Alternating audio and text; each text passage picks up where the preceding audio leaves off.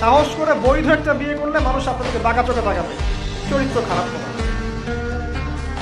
কিন্তু বিবাহিত হওয়ার পরেও একটা স্ত্রী নিয়ে আছেন, এদিকে 10টার সাথে পরকীয়া, কোনো সমস্যা নেই।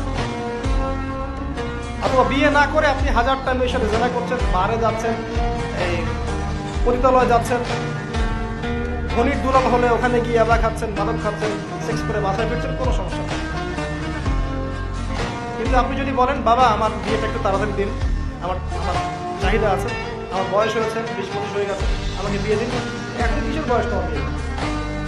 এখন 30-35 হোক, নিজের পায়ে দাঁড়াও আগে। তো নিজের পায়ে দাঁড়াতে দাঁড়াতেই ও জাহান্নামের পায়ে দাঁড়িয়ে গেছে। এদিকে নিজের মেয়েদের চাহিদা আরো আগে শুরু হয়, এবং তারা তো মুখ ফুটে সব বলতে পারে না, বাট তাদের চাহিদা আমার হচ্ছে বেশি আছে।